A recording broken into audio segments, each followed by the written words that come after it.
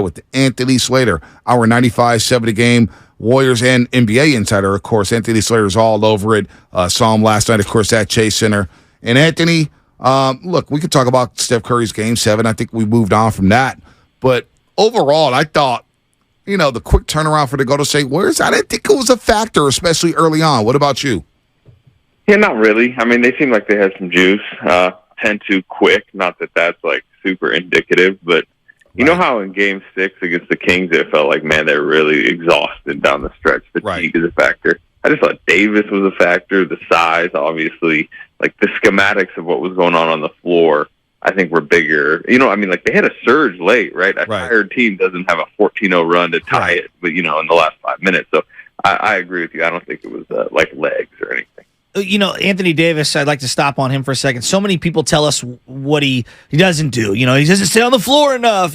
All his flaws always get pronounced, it feels like, by people that want to knock him. But he is an all-time talent. And when he plays like he did yesterday, he's affecting every possession on both ends because of his size and his skill and his ability to knock down shots and his length and his ability to recover. He's an all-time talent if he's healthy, but can he sustain 40-plus minutes moving forward in every game like they require him to win?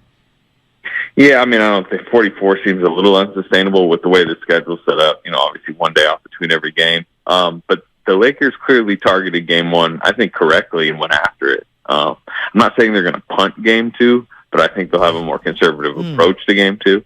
And then, the big thing with Davis is he needs to avoid, it's not even just the minute totals piling up. He needs to avoid that random time where he jumps into the lane and then he falls down, he's grabbing his hip. Or remember the Memphis series, he just got kind of just touched on his arm and then suddenly he couldn't feel his arm. Yeah. It seems like over the course of 6-7 games, he's leaving the game 3 or 4 times. He's got to try to avoid that because he needs to be fresh. That was a fresh Anthony Davis last night.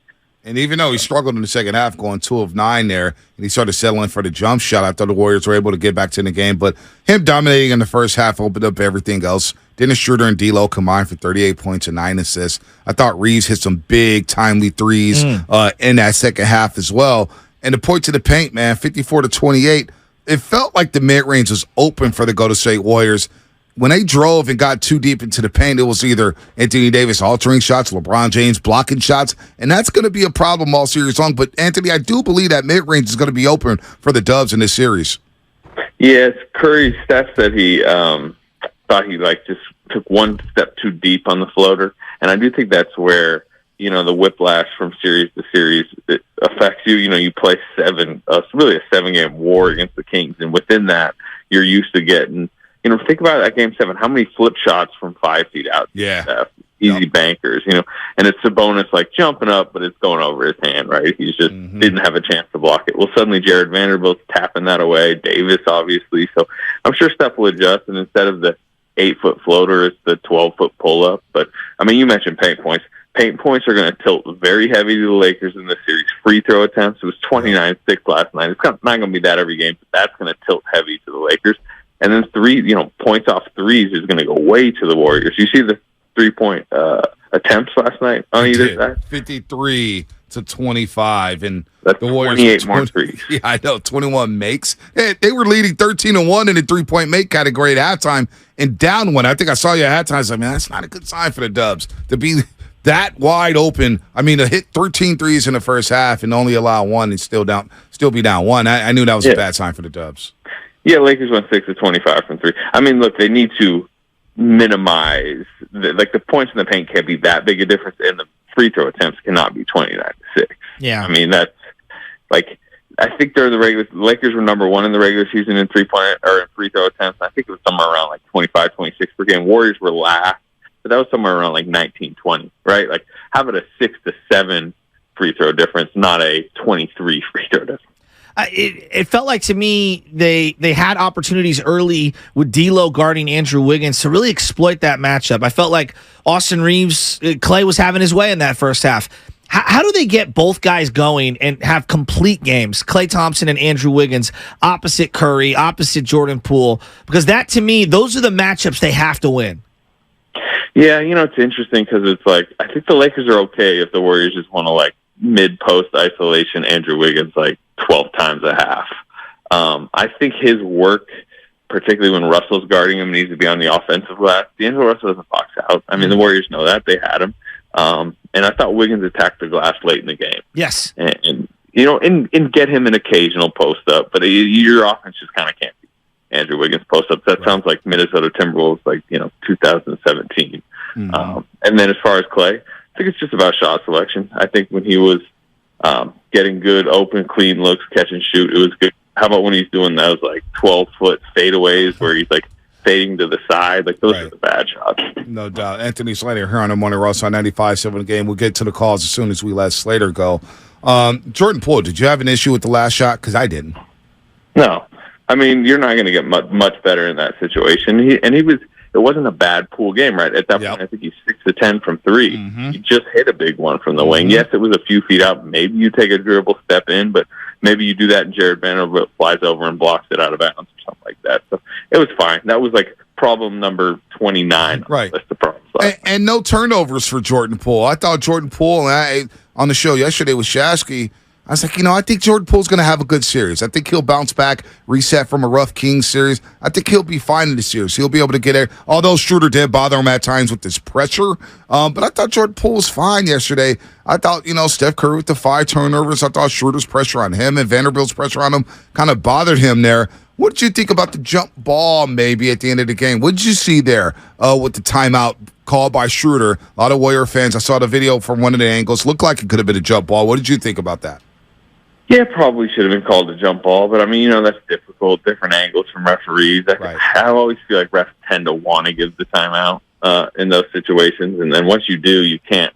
That's not a play where then suddenly the Warriors can be like, "Hey, challenge that." Once the timeout's rewarded, it's done. Yeah. It felt like JMG got dusted off. Was slightly productive, in the first half. They didn't go back to him. DiVincenzo. He's got to get going here. I don't know what you do, but I'd like to also see Moody get a little more run. I think his length is much needed in his ability to kind of knock down a 3 and not think about it the way DiVincenzo has. How are you allocating some of these bench minutes, rotations, etc.? Yeah, we did our post-game podcast last night, me and Marcus Thompson, and he made a point that I probably agree with. Don't Gary Payton and DiVincenzo feel a little redundant? Absolutely. Yeah, it's almost like choose one. But, I don't know. Do you DMP DiVincenzo? I'm not sure you do that. But Moody's I don't know. The playoff lights turn on and Moses Moody looks like a different player. I understand there was reluctance or, second guessing on why he didn't play more this season. But there were several times during long stretches of the regular season they put him in the game. He did you could understand why the coaching staff felt reluctant. He did not look very good for long stretches, whereas playoff lights turn on, and this is 2 straight series, and you go back to last year in the playoffs, it looks pretty good. Yeah. He has kind of earned more minutes with this play. Yeah, I agree with that. And I think maybe just taper DiVincenzo a little. That's kind of what I'd like to see. Final 6 minutes or so, it felt like the pace was much more frenzied in a good way. They were running some zone defense. Draymond felt way more aggressive on AD when he was locked up with him one-on-one. How can they sustain that for an entire game? Well, they went small, right? It was 6:39 left. They're down 10. They put Poole in for Looney, or I think Wiggins for Looney, but they went to that pool party lineup, whatever you want to call it, which has not really been good since the Denver series of last year. And they, tie the game. They're plus 10. So you relook at the film, you decide, was that just kind of a fluke little stretch, or in this series, is it just better to play Jordan Poole more minutes in a smaller environment than Looney? And I think that's more about the big man matchup, number one. I just think Draymond on AD is better than Looney on AD, whereas last series Looney just handled Sabonis so well. And then the other side of it is just obviously the spacing. They got open threes. They forced the Lakers to put Vanderbilt in, put D'Angelo Russell in instead of Vanderbilt, and then D'Angelo Russell made 2 big defensive mistakes. So it might be a smaller series, but it just feels it's so weird right now to be discussing should they play Jordan Poole over Kevon Looney, because think about the series that Poole just had and think about how Looney's been playing. Yeah, it's tough. And he grabbed 23 rebounds yesterday. I thought Looney 10 points, 23 rebounds, 5 assists. That's some damn good production from the 5 spot here. Real quick before we get you out of here, 2-part question, and we'll get you out of here, Anthony, and we appreciate the time as always.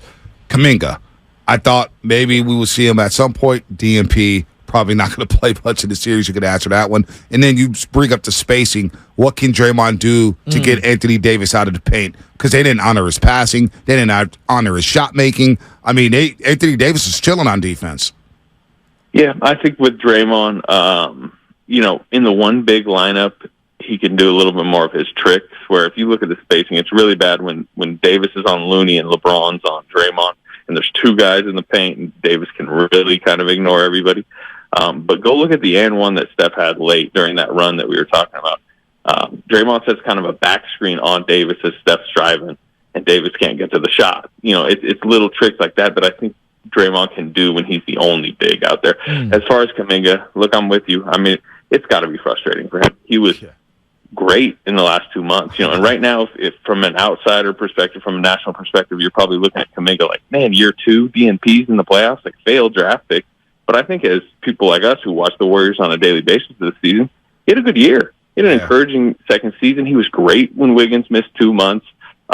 Pretty much every different role they tried to put him in, like, I thought he did some encouraging stuff. So what is it, Anthony, right now? Is it your feel? Is it attitude? Is it production? Is it fit? Is it, matchup? Like, what is it? Why is he not getting out there, even just for a minute? Yeah, well, I think number one, like, the rotation suddenly got crowded when it wasn't. Gary Payton gets healthy, Andrew Wiggins gets healthy. Everybody's back right at playoff time, and suddenly the front court is crowded. And then, I think, the fact Draymond Green is great, Kevon Looney, they're great basketball players, but they create environments where it's tougher to play other non-shooters. That's a good point. Kuminga hit 35% of his threes this season. But the reality is, particularly the Lakers defense, but most defenses don't respect three, and that's what spacing is about. Do you drag a defender out to the perimeter or not? He doesn't. The staff clearly doesn't trust him. And then, you mentioned attitude or whatever. I think just part of it is, like, understandable frustration from him that, like, look, I've done what has been asked all season. He was a major part of why this team made the playoffs when it looked tenuous at times. Like, think about how many big games he had, and he's not being rewarded for it. And, like, I guess we can understand schematically and rotationally why he might not fit certain matchups, but that's got to be frustrating. Oh, no doubt about that. No doubt it's frustrating for Jonathan Kuminga. So, Warriors down 1-0 in this series, 1-0. Let's see if they can even it up in game number 2. Should be fun. It was a great basketball game last night. I expect more to come between the Warriors and the Lakers. Anthony, good stuff, man. Get some rest. All right, fellas. Anytime. Anthony Slater here on the Morning Roast on 95.7 The Game, our 95.7 The Game. An NBA insider breaking it down as always, man. He's really good. He watches the game inside and out.